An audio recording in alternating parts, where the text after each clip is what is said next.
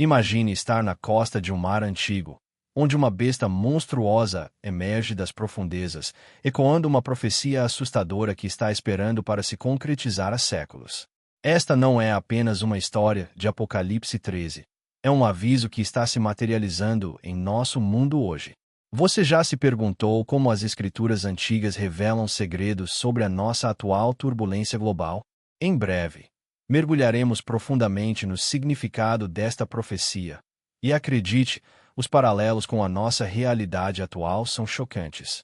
Lembre-se, se você interagir conosco hoje, Jesus o abençoará e estará ao seu lado. Inscreva-se agora e compartilhe nos comentários de onde você é ou como Jesus realizou milagres em sua vida. Vamos nos conectar e explorar essas verdades divinas juntos. Nas imagens vívidas descritas em Apocalipse 13, 1-2, encontramos uma besta emergindo do mar, com características simbólicas intrincadas, uma entidade aterrorizante com 7 cabeças e 10 chifres, adornada com nomes blasfemos em suas cabeças. Essa visão inquietante envolve nossa imaginação e nos convoca a investigar seus significados mais profundos. Assim como a visão profética de Daniel 7 contém bestas simbolizando reinos, essa criatura também representa influências muito além de sua aparência assustadora. No contexto bíblico, o mar frequentemente simboliza o caos e a multidão de nações. Uma conexão é sugerida em Apocalipse 17:15, onde as águas são interpretadas como povos, multidões, nações e línguas. Aqui, a besta que surge de origens tão tumultuadas simboliza um império ou domínio que emerge da desordem da civilização humana. Uma entidade poderosa nos âmbitos político, religioso e econômico. Não se trata apenas de um simples governo ou religião. É uma convergência colossal que exerce influência para imitar o que é divino, obscurecendo os limites entre a autoridade celestial e o domínio terreno.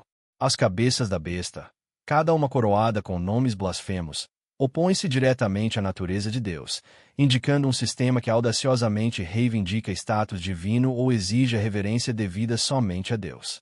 À medida que essas revelações simbólicas se desenrolam, torna-se evidente que essa besta não é simplesmente uma ameaça externa, mas representa a integração insidiosa de estruturas autoritárias e sistemas de crenças que se opõem à soberania de Deus. As 7 cabeças podem representar diferentes centros de poder, e os 10 chifres talvez signifiquem uma totalidade, um sistema mundano completo, concentrado em força e unanimidade contra o povo de Deus. Essa representação ecoa as bestas descritas na visão de Daniel, bestas que simbolizavam 4 reinos e eram caracterizadas por elementos de ferocidade e dominação. Cada uma dessas bestas era um reino terreno com um reinado temporário, refletindo a natureza transitória dos impérios humanos. No entanto, aqui, essa confluência em uma besta singular demonstra um alinhamento sem precedentes desses poderes sob um único governo, sugerindo uma oligarquia movida por uma malevolência singular, uma entidade orquestrada e organizada para se assemelhar à onipotência divina, mas profundamente enraizada na oposição à verdade de Deus. Em nossos dias, testemunhamos ecos da ascensão dessa estrutura bestial. Nas recentes tensões e alianças geopolíticas, na busca incessante por poder e nas marés culturais que se voltam para a deificação da autoridade humana e para a rejeição das verdades espirituais, vemos um reflexo da visão de João. A tendência crescente à governança totalitária, às economias perfeitamente integradas, aos avanços tecnológicos e às instituições religiosas que comprometem princípios fundamentais por conveniência política. Tudo isso sugere a reconstituição dessa besta metafórica. Torna-se cada vez mais significativo discernir essas mudanças não como meros estratagemas políticos, mas como parte da batalha espiritual mais ampla que João descreveu. Neste caminho de compreensão do Apocalipse, nosso foco deve permanecer firmemente fixado em discernir a verdade em meio a esse engano multifacetado. Isso exige não apenas vigilância, mas também uma fé sólida que resista ao fascínio da divindade falsificada. A comparação com as bestas de Daniel nos assegura que, por mais imponentes que pareçam, esses poderes vêm e vão conforme a permissão de Deus, cumprindo, em última análise, uma narrativa divina maior. Os cristãos são chamados a reconhecer essa verdade e a permanecer firmes contra sistemas que, apesar de sua grandeza ou intimidação, em última análise, servem apenas por um período dentro do plano mestre de Deus. À medida que avançamos para a compreensão dos capítulos seguintes, esse surgimento bestial prepara o cenário para a exploração contínua de Apocalipse 13 horas e 2 sobre como essa criatura recebe seu poder do dragão, dando continuidade ao antigo engano de Satanás. Isso destaca que, além dos olhos humanos, forças das trevas operam, fornecendo aos reinos terrestres estratégias que se desviam do reino de Deus. Assim, embora a besta do mar sirva como uma parábola para o controle de estruturas em nosso mundo, ela nos assegura profundezas espirituais muito além da percepção mortal, destacando a guerra espiritual em curso que influencia todas as condições terrenas. Em Apocalipse 13 horas e 2, nos deparamos com uma visão majestosa e assustadora, de significado cósmico e profunda profundidade espiritual. Aqui, o dragão, identificado como ninguém menos que o próprio Satanás, concede seu poder, seu trono e grande autoridade à besta. Este é o sussurro de uma estratégia antiga, os estertores finais de uma rebelião cósmica que começou muito antes da humanidade andar sobre a Terra. É uma dádiva aterrorizante e que sinaliza a última tentativa desesperada de um ser que sabe que seu tempo é curto. Como crentes, essas passagens não são meras palavras em uma página. São um chamado claro à conscientização e ao discernimento em uma era repleta de engano e manipulação. Ao explorarmos o livro do Apocalipse, é crucial entender que o poder do dragão não é simplesmente uma força, mas uma estratégia multifacetada que vemos se desenrolando no cenário mundial. Essa estratégia não se limita a um evento ou entidade singular. Trata-se de uma campanha abrangente que permeia sistemas políticos, econômicos e religiosos, projetados para enredar os incautos e enganar até mesmo os eleitos. Em Apocalipse 12, testemunhamos a expulsão de Satanás do céu, preparando o cenário para seu foco irado na terra. Sua derrota ali não sinaliza o fim de sua influência, mas sim um redirecionamento, um ato mais agressivo e desesperado de domínio sobre a humanidade. A autoridade concedida a besta simboliza o desejo de Satanás de se infiltrar e subverter as estruturas mundiais. Esse poder não é meramente físico ou militarista, é ideológico e espiritual, voltado para a manipulação em massa. Considere como sistemas globais, sejam estruturas econômicas, regimes políticos ou normas culturais, frequentemente refletem princípios antitéticos às verdades divinas. Eles carregam as marcas de poder e autoridade que podem ser bastante sedutoras, refletindo o controle, a influência, às vezes, até mesmo as aparições milagrosas que acalmam as massas. Isso não é incidental, é estratégico. 2 Tessalonicenses 2, 9 e 10 prediz como Satanás usará sinais e maravilhas como ferramenta para enganar. Os sinais e maravilhas não são demonstrações frívolas, são armas táticas em um campo de batalha espiritual. Eles são projetados para deslumbrar, impressionar e, finalmente, enganar. Em nossa era avançada, com tecnologia capaz de simular muitos eventos milagrosos, discernir espíritos não é apenas sábio. É essencial. A Bíblia nos alerta que o inimigo produzirá sinais falsificados com a intenção de imitar a autoridade divina, criando ilusões que podem influenciar até mesmo aqueles que são firmes em sua fé. Eles são projetados para criar confusão, para obscurecer a verdade com meias mentiras disfarçadas sob a aparência sedutora de iluminação, paz ou progresso. À medida que a estratégia do dragão se desenrola, ele se esforça para desviar o foco de Deus e direcioná-lo para as entidades e sistemas que prometem poder, segurança e identidade. É a mesma tentação antiga repetida em formas modernas, a promessa de ser como Deus. A última estratégia de Satanás, portanto, não se trata de força bruta, mas de sutileza, de distorcer a realidade a ponto de a verdade e a mentira se tornarem indistinguíveis. Portanto, como nós, crentes, navegamos por esse cenário? A resposta está no discernimento, uma percepção aguçada dos espíritos por trás das autoridades e poderes em jogo. É essencial testar os espíritos, como admoestado em 1 João 4 horas e 1. buscando a percepção divina para diferenciar entre o que é de Deus e o que é falso. Esse discernimento é cultivado por meio da oração, do alicerce na palavra e da vigilância constante em relação aos tempos proféticos em que vivemos. Ao reconhecer os fios da última estratégia do dragão, os crentes são chamados não apenas a observar, mas a agir como faróis da verdade, inabaláveis diante do engano em massa. Sejamos cautelosos quanto a onde reside a verdadeira autoridade. Examinemos a ascensão das potências mundiais não apenas em termos políticos ou econômicos, mas através das lentes de uma batalha espiritual que se estende pelos céus e penetra em nosso reino terreno. Nosso chamado é para permanecermos firmes, garantindo que não sejamos influenciados pelas promessas sedutoras da besta, mas que permaneçamos firmes na verdade eterna do reino de Deus. À medida que as estratégias de Satanás se adaptam e evoluem, nossa perspicácia espiritual também precisa evoluir. O poder do dragão pode se manifestar em poderosas forças temporais, mas estas são apenas sombras da autoridade suprema que pertence somente a Deus. Lembre-se, a batalha não é vencida por força, nem por poder, mas pelo Espírito do Senhor, guiando-nos através do crepúsculo enganoso para a gloriosa aurora de seu reino eterno.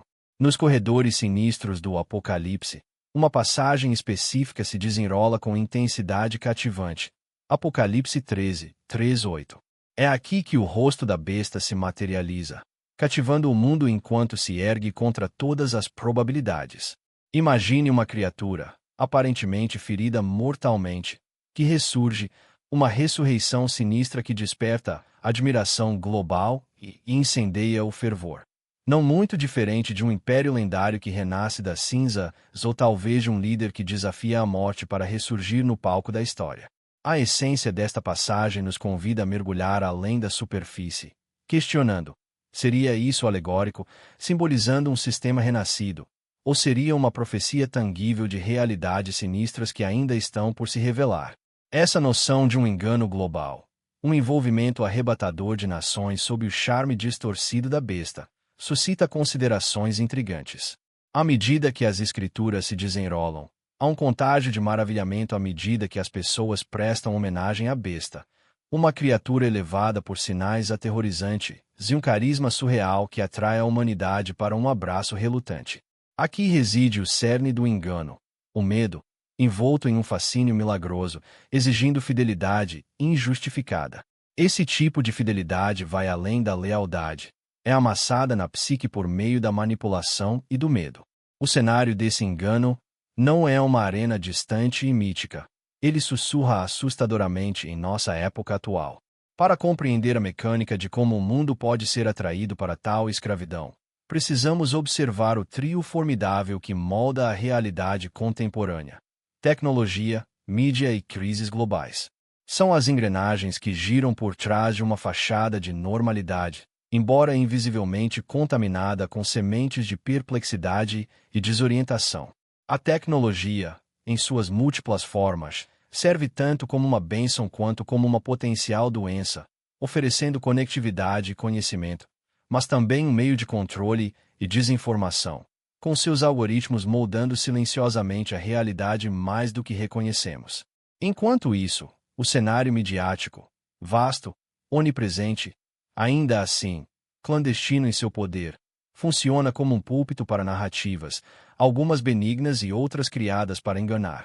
Histórias contadas e recontadas, imagens exibidas e repetidas, tudo contribui para entorpecer o pensamento crítico, levando os indivíduos à psicose coletiva, onde a adoração à besta se torna uma inevitabilidade, em vez de uma escolha. Além disso, considere o reino das crises globais, alavancas tangíveis que podem impulsionar a humanidade para os braços de salvadores questionáveis. Convulsões políticas, catástrofes ambientais, colapsos econômicos, cada crise gera uma fome por soluções, um desejo de que a autoridade intervenha com respostas que podem anunciar segurança, mas também podem ser a porta de entrada para os grilhões da subserviência.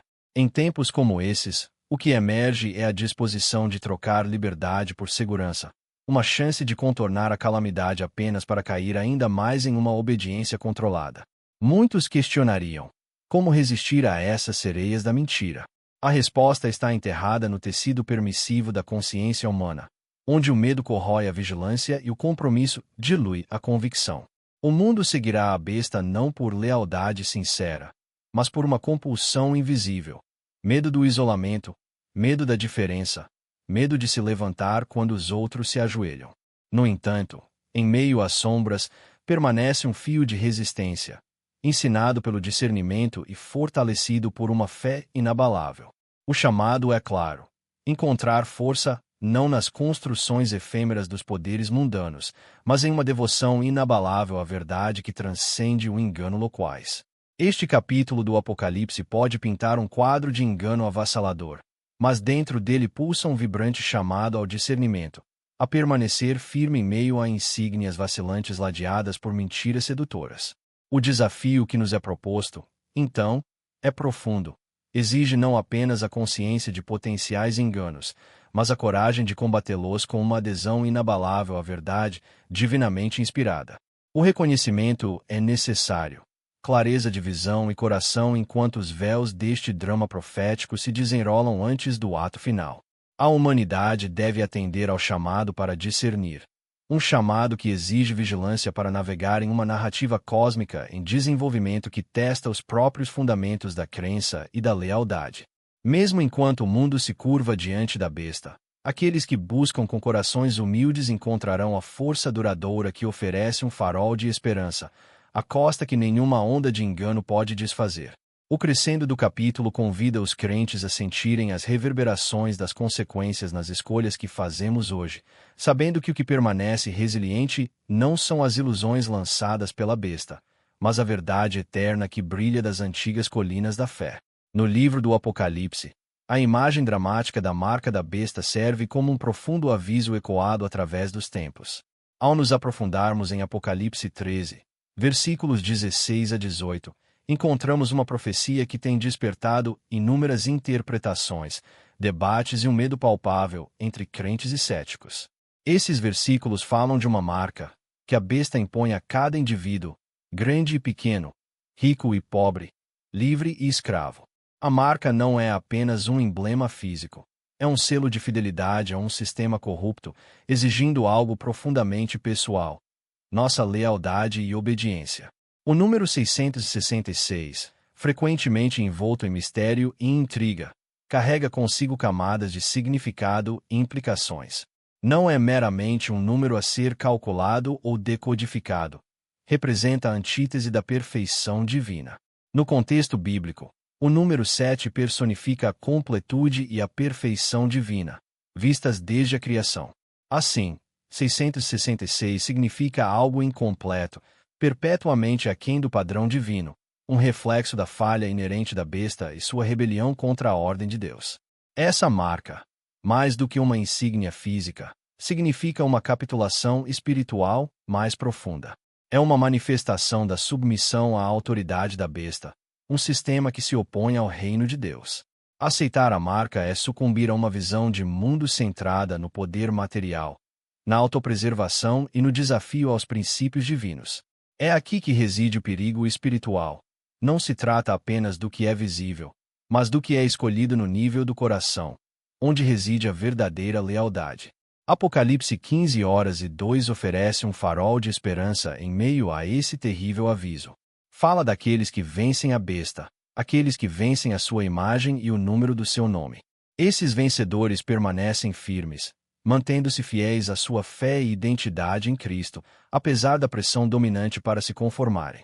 Eles resistem não com rebelião física, mas por meio da fé, sabedoria e uma devoção inabalável a Cristo.